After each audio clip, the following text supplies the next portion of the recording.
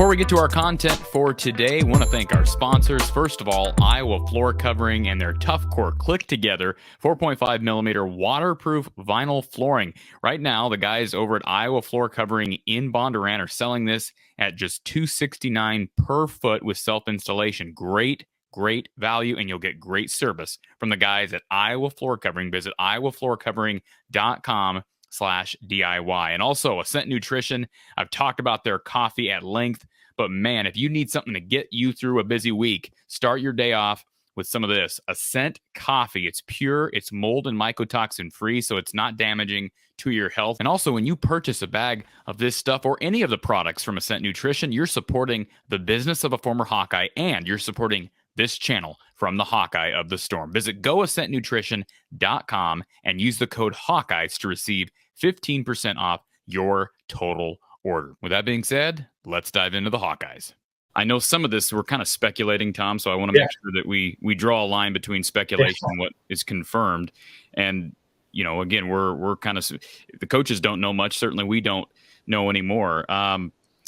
When you look at the time that this broke in early May, if this happens if this news breaks in October, it's fair to say that it's very possible that there's a significant impact on football availability, at least during the investigation. And we don't know what's going to happen with football. Do you anticipate a big impact on football based on the information you have?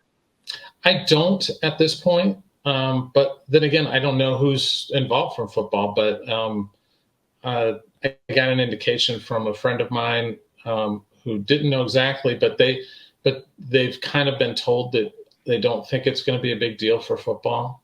But who knows? I mean, for a while, talking to some people 2 days ago, they didn't think football was involved because no one had contacted them about this. So they thought they were pretty much, free of this, and it was just going to be isolated to baseball. I mean, I know on the basketball side, they didn't think there was anything involving basketball because nobody had contacted them. So it's a murky situation. I do think that all of this, the genesis of all this probably was the situation with the Alabama head coach. And I don't know if we're even discussing this, if not for what happened with the Alabama coach and his friend who was betting in Ohio.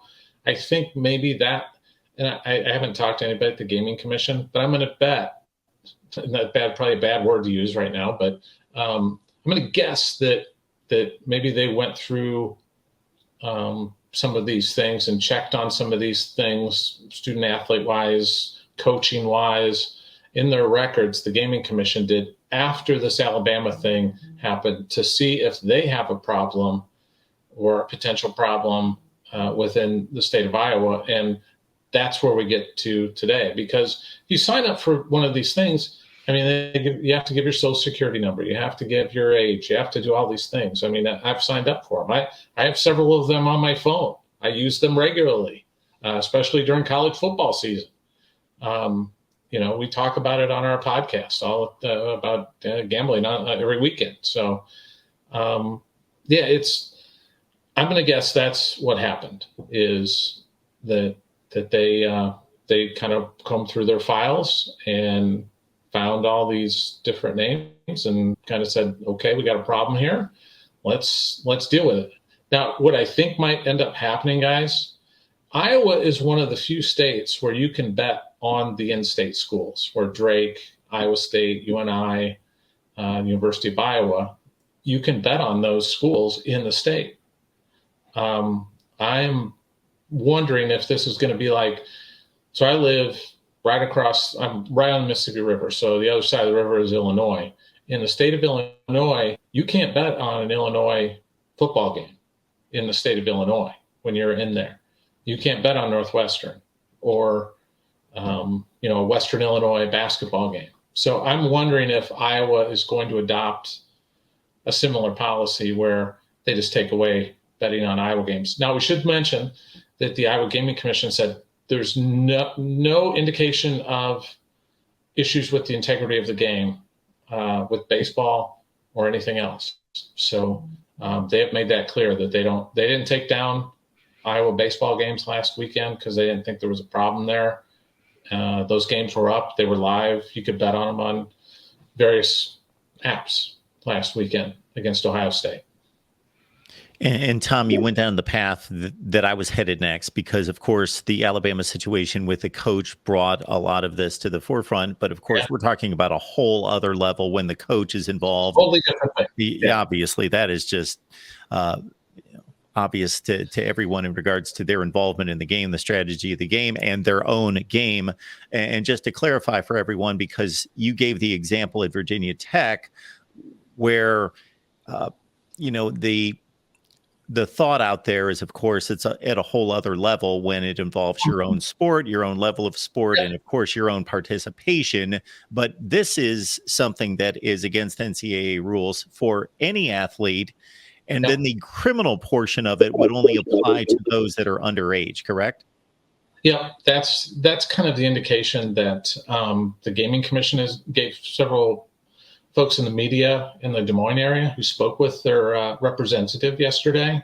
So I think that might be it, but I don't know. Nobody knows because we haven't gotten a lot of facts. We got a pretty decent, I think, TikTok of May 2nd, this happened, May 3rd, this happened, May 4th, this happened. We got that development yesterday, but we don't have a lot of the details. And we don't know where it's going to go. We just know that Iowa has retained counsel, and we know that guys remain suspended. So at least on the baseball side, and they were hoping to find out today. I have not heard a thing one way or the other from those guys. I know they were hopeful. They were indicated to them that maybe they could find out if Keaton Anthony's done for the year or not, but as of right now, he doesn't know. And last thing on this, Tom, and then we can let you slide, or if Mark's got something else for you.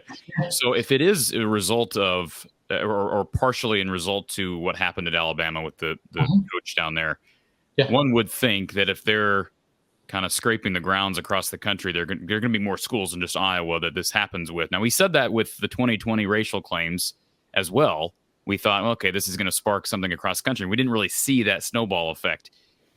Would you be surprised if we don't see the snowball effect with this, and that Iowa's one of the only athletic departments that appears to have been, obviously Iowa State being another one, but that appears to be somewhat infected by a problem like this? I would, but that's where I wonder about. But some of the things that I've heard are like, guys were betting on like NBA games. I mean, who cares, really? I mean, a college kid betting on an NBA game. It's not like they were betting on none of this involves them betting on themselves or against themselves. There's no Pete Rose kind of thing going on here. So I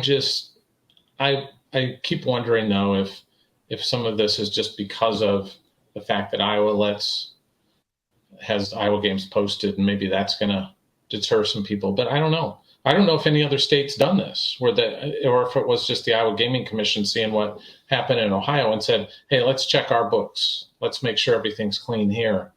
I don't know if the Illinois folks did that. I don't know if they did that in Pennsylvania or New Jersey or New York or Maryland or any of the other states, Colorado, where gambling.